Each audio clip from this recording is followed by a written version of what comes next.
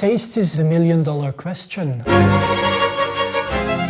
I think it's what's animated me over the last 25-something years. Hi, I'm Kris. Welcome to my space.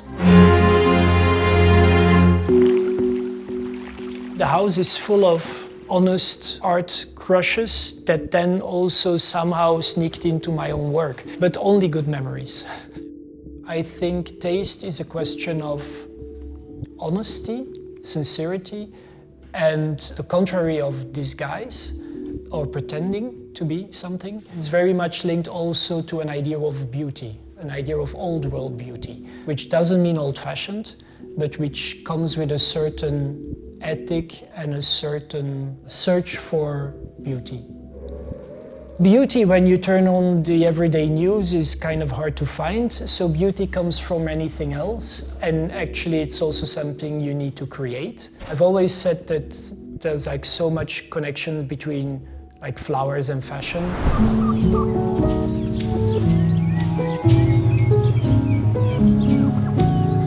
You don't need fashion as a basic life necessity, but it makes everyday life more beautiful. You don't need design as a basic necessity, but it does make everyday life more beautiful. And with flowers, it's the same. There were a lot of flowers involved in my fashion. There's a lot of flowers involved in the projects that I do now. I do glass flowers, I do vessels, I do vases. The collection of these vases is like, it's 7 shapes in 2 colors, so there's 14. Color is very important, and I wanted them to pop like my fashion would, with color blocks and combinations, and one sits next to the other, and they make like a lineup. They make like a collection of 14 pieces. I guess as an unwritten rule, or maybe even it's a written rule, design is supposed to be utilitarian in some way, and then art isn't. But does that really work? We had that conversation when we were doing the vessels with François, which he says it had to be somehow utilitarian, so it's a vase, you know what I mean? But where does that end? Where is that frontier? That's kind of a funny thing, and it's kind of maybe not so important.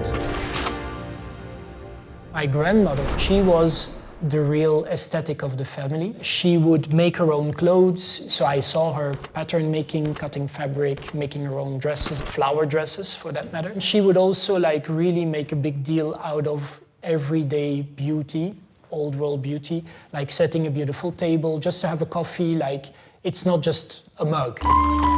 It's gonna be like a cup in a plate, and there's gonna be flowers on the table, and there's gonna be a nice cake, and the cake is gonna be on a nice plate, and there's gonna be a nice tablecloth.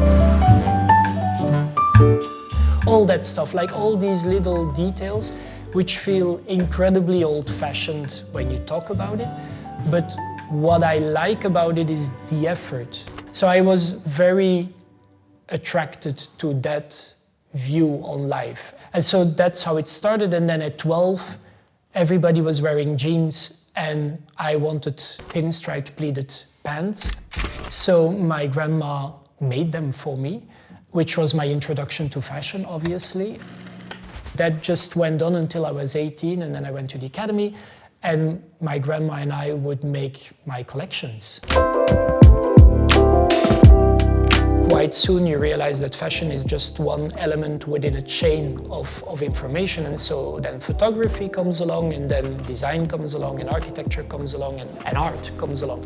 So it's like an ongoing process, and so of course I discovered Rue de Seine and the famous galleries quite soon in that process. And one nice Saturday afternoon, I went into downtown gallery, and François was there, and we just started talking, and 3 hours later I was still there. And I would just take it all in, all the information, and very much enjoyed that. And then when I was at Dior, he asked me to customize these Noguchi lanterns. François proposed I should customize existing Noguchi lanterns, which scared the hell out of me because I kind of feel like you should not interfere with existing work. But then, so I thought about it and tried to be as respectful as possible, like studied the paper, tried to find a similar paper, apply it in a similar way, the way he applies the paper to the structure. That's how I applied my pictures. And then work around this idea of fragility. These lanterns, they're very fragile, but so are flowers. So there's something quite humble about it, and I hope respectful. This is how it started.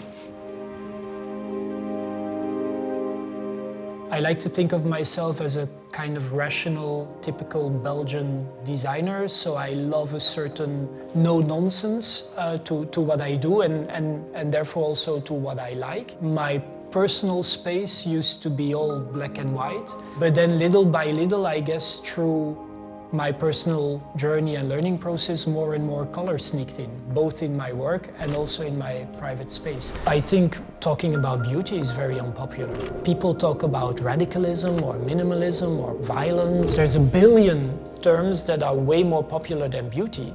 Who talks about beauty? Nobody. So I do.